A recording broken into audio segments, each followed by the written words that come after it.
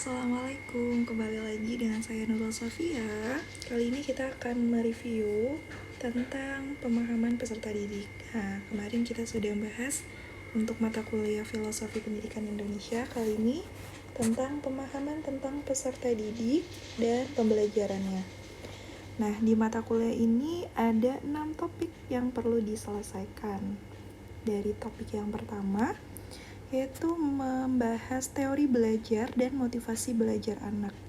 Nah, sama seperti sebelumnya, di setiap topiknya pasti ada alur merdekanya, ya, mulai dari diri, eksplorasi konsep, ruang kolaborasi, demonstrasi kontekstual, lalu elaborasi pemahaman, koneksi antar materi, dan yang terakhir aksi nyata.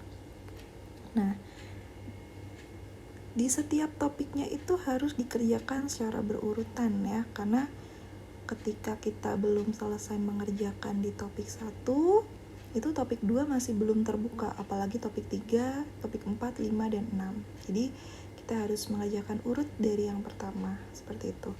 Nah, kemudian di topik kedua ini nanti membahas tentang teori perkembangan. Teori perkembangan kognitif, psikososial, emosional, sosial, konteks. Nah, ini juga ada alur merdekanya ya. Nah, lalu di topik ketiga itu profiling peserta didik. Nah, di topik 3 ini nanti ada UTS-nya. UTS-nya ada di demonstrasi kontekstual ya. Jadi setelah pertemuan ketiga itu UTS. Lalu di topik yang keempat ini kerangka strategi. Masih sama ya, ada alur merdekanya. Dan di topik yang berikutnya, itu topik kelima, ini membahas tentang pengukuran pemahaman belajar peserta didik atau assessment.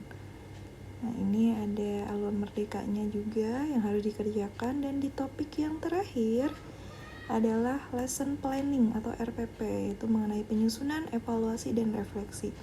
Nah, di topik yang keenam ini ada UAS-nya. Nah, UAS-nya itu di demonstrasi kontekstual. Dia membuat sebuah pameran ya, pameran akhir perkuliahan, yaitu pameran RPP atau perangkat ajar yang sudah kita buat selama kita PPL. Nah, itu dipresentasikan di depan kelompok yang lain seperti itu. Nah, ini setiap di topik terakhir pasti ada modul mata kuliah yang bisa di-download ya sebagai bahan bacaan. Kemudian sudah ya, ini untuk pemahaman tentang peserta didik dan pembelajarannya. Cukup sekian untuk penjelasan kali ini. Kurang lebihnya saya mohon maaf. Semoga apa yang saya sampaikan dapat membantu. Wabillahi taufiq wal hidayah. Wassalamualaikum warahmatullahi wabarakatuh.